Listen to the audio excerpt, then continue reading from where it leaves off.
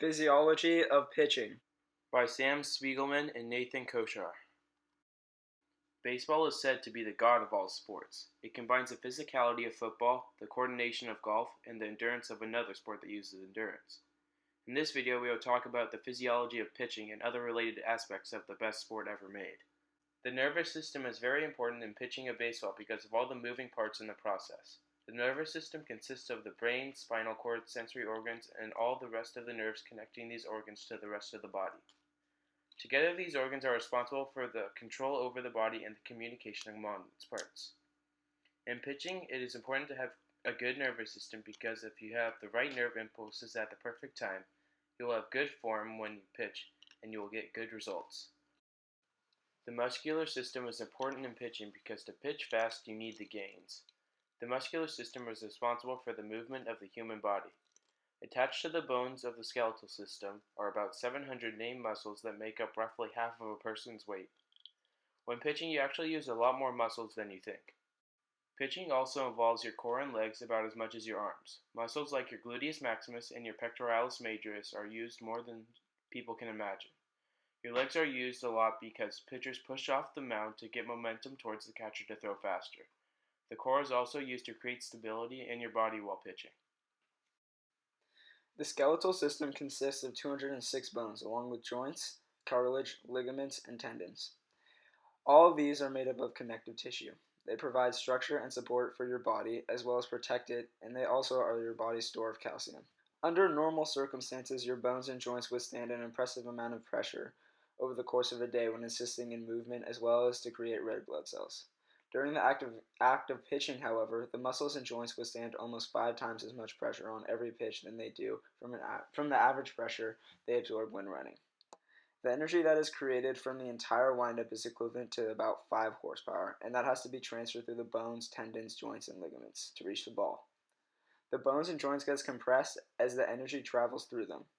Major League Jared Parker actually shattered his elbow while throwing a pitch because the force was too much for him to handle. The tendons, on the other hand, are stretched at unbelievable angles. The shoulder-to-ball angle rotates more than 90 degrees on every pitch and stretches your UCL tendon to more than 150% of its resting length. Here's proof that I'm a stud. Throw a great cutter to the varsity number 4 hitter and make him pop out. Bang! Since neither Nate or I are freaks of nature, we have to specialize our mechanics to throw hard and be effective. We have both developed high leg kicks and longer strides to compensate for being shorter and less strong than other pitchers. My throwing motion is more of a traditional smooth motion. I bring my elbow up and keep it between 90 and 100 degrees as I accelerate my arm and release the ball. I began throwing like this to avoid further damage to my elbow and developed it to try to replicate the throw of a water polo ball. It helps me stay in control of my pitches even as I get tired, but I give up some velocity. Nate, on the other hand, starts his motion similar to mine, but as he cocks his arm back, his elbow only is extended to about 60 degrees, which causes him to have a whipping motion as his arm accelerates. Now here's a dirty play I made against Napa High. I make a great pitch, field the ball perfectly, fire it over there perfectly, but then they overthrow it and foof up the whole play. I analyzed our mechanics, so now I will tell you how each little thing we do affects our velocity and accuracy and why. A higher leg kick increases the amount of energy generated by your lower half as your leg falls back to the ground. The longer distance your foot travels from the highest point it reaches to when it hits the ground determines the force you build up as it allows your body to move faster forward. That energy is then transferred up to your arm as we hurl our bodies forward. As we whip our arms around our bodies, more force is generated.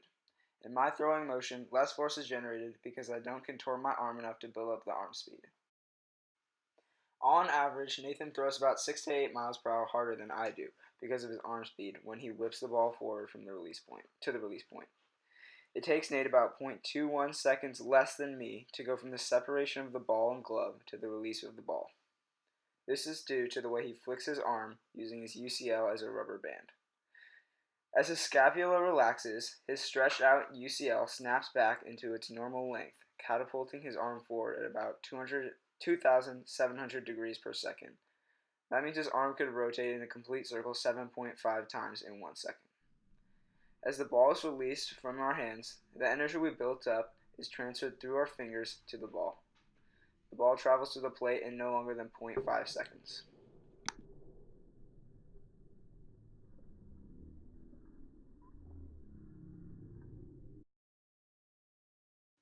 Lots of things can go wrong when pitching, and injuries are very common. The two most common injuries are a torn rotator cuff and Tommy John.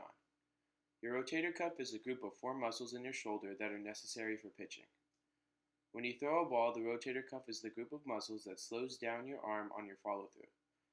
After a lot of throwing, your rotator cuff can get irritated and break down, and could sometimes tear. This can be prevented by not throwing too much on a certain day and being consistent with the amount of throwing you do. Tommy John is a surgery that happens when you strain your UCL tendon, which is near your elbow. The UCL can become stretched, frayed, or torn through the repetitive stress of the throwing motion. The risk of injury to the throwing athlete's ulnar collateral ligament of the elbow joint is thought to be extremely high, as the amount of stress through the structure approaches its ultimate tensile strength during a hard throw. Throwing hard is the major cause and the most predominant in younger kids. Pitching is a skill that takes years of hard work and practice to master. To be an effective pitcher, you have to have complete control over your body and the systems within it. When you throw a pitch, your body is firing on all cylinders, and studying how the body works during these circumstances is going to help me and Nate make adjustments in the future. The end of our project and this inning. I catch this fool flailing at a nasty curveball, and he grounds out before the run can score. Clutch.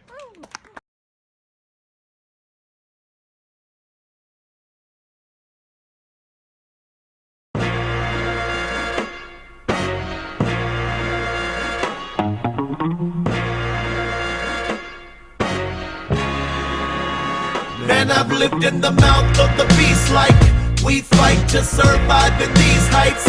These nights it seems like to recite what we write just seems trite. I need light in the mouth of the beast like we fight to survive in these heights.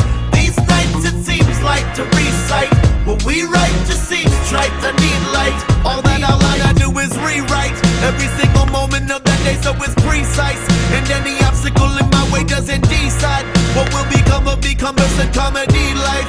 I need light to be able to see more clearly, to give me hope again while I'm certainly fearing the consequences of stupid actions I barely had any power over. Now it's over and I'm just searching for four-leaf clovers. It's dark and dreary, and the mud up to my knees is pulling me under. I'll be suffocating soon and there is no other way for me to be fighting through the bitter tundra. I run but my legs will fail me if I don't get to this finish line in a hurry. Watching magnificent towers tumbling around me, but I will fight for every breath before I drown. See, I'm drowning, and I've lived in the mouth of the beast like we fight to survive in these heights.